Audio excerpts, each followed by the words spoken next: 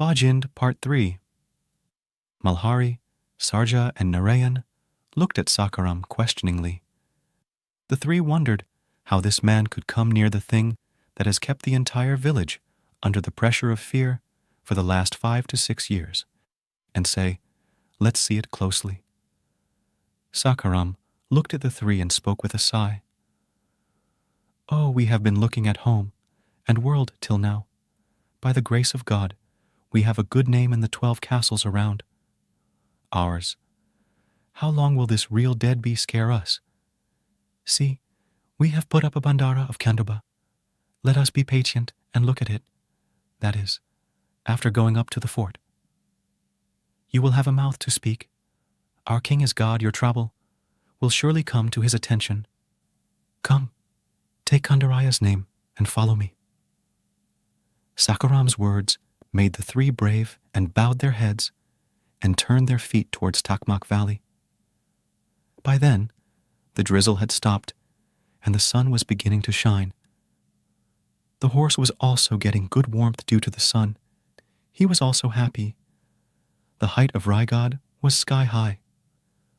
Drop by drop of water was falling straight down. Therefore, the water falling from above mixed with the stream and filled small streams. As the skin on the foot became too heavy with water and mud, the four of them took it off and put it in the middle, tied on the back of a horse and tied to a big tamarind tree, carrying an axe and a blanket. Taking it, they left for Takmak Valley by making their way through the stream. The four began to advance through the stream, the better in the middle and the tamarind horse on both legs. He started screaming loudly. The four did not know what was happening. First, there was no bird around except for the cold wind. Then what happened to this one? "I don't understand how to shout." He hissed and broke the reins and ran away to the side forest at full speed.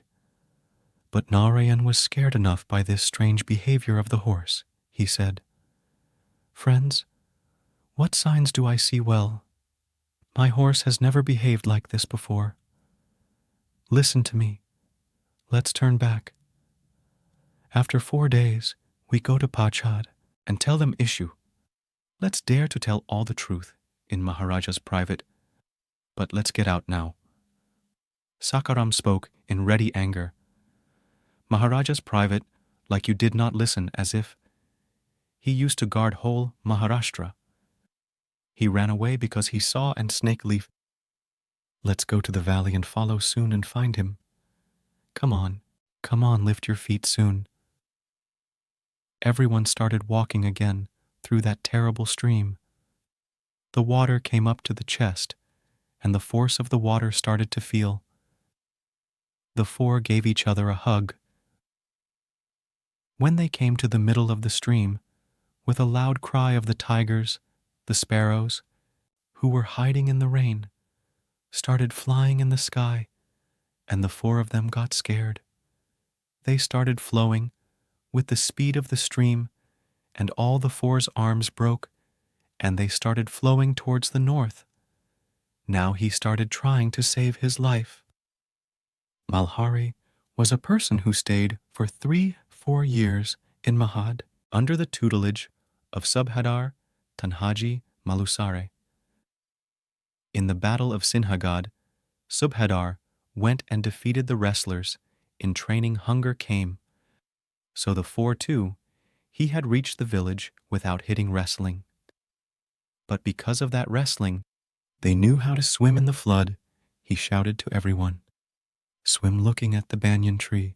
If you get stuck in the flood, then there is no use in moving your hands and feet." Any big tree would swim diagonally, paying attention to it.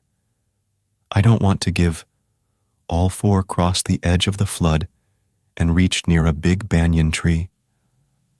The axes of the four who were drenched were washed away in the water. Water had reached their throats, so all the four were lying on the bank, gasping for breath. Normal breath, less and less, and Sakharam became alert in a moment And where are Malhari, Narayan, Sarja? Started watching. All three were gasping for breath. He approached the three slowly and warned them. Narayan said, while taking a breath, I was telling you, animals can see what you see us. No way. I was saved as a blessing from the ruins, but now I hear the fear of the tiger. Now what? Do. Sakharam reassured him and told him, oh, don't worry. These are all fake stories. If it wasn't for that, then Maharashtra would not have remained in slavery for 350 years. Superstitious people, but what is decreasing in our country? But Shivaji Maharaj ended not slavery with the force of sword, but slavery of thoughts. When will our journey to God end? Let's be patient. Thousands of nests near the palace are watching our 4 eyes. If you are sitting down, if you are afraid of such useless things, people will put dung in your mouth. Wake up, begin and go. Sakharam's cheerful words gave energy to all the three. The 4 started moving forward. Anyone will be awestruck by the sight of that gigantic banyan tree stump. Looking at his vast stature, it seems as if the Brahma Rakshasa is sitting on the path. The 4 of them were looking at the top of the valley, guessing where the valley would be, and started walking. The wild part was not far from the banks of the stream, a plateau, so to speak, but all wild trees. At that time the sun had come up, but the rainy cloud was so crowded that it seemed like evening it was happening. Just as all 3 were about to enter the forest, the roar of tigers started coming from the bushes in front of them. All 4 were thrilled. The beasts were coming out by moving the bushes in the forest. I don't know how many there were. Of course there were more than one. Now, Narayan, Sarja, Malhari were not interested in listening to Sakharam's patient stories. And Sakharam didn't even have time to tell those stories. They started running back towards the banyan tree. The sound of panic grew louder, and Sakharam's leg got caught in a branch, and Sakharam fell. Narayan stopped the first, and Sarja Malhari went to pick him up while the rain-soaked tiger came outside out of the forest, followed by another. Another.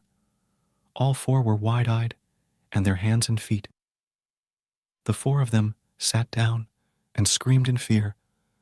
At least 5 to 6 big were chasing the 4, gave up the courage to live, and closed his eyes and started running towards the ruin of his beloved god.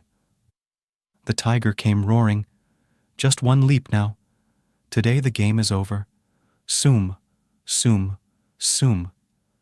The momentum and wind-like speed subsided in an instant. That arrow and how far ahead of Sakharam, and those 3, a huge group of 5 or 6 tigers, entered the ground in the distance, looking fearfully at the one who shot the arrows. They ran away to the forest again with the speed of wind. All the 4 opened their eyes and saw the fleeing tiger and stood in amazement and penetrated in front, looking at the arrow turned back.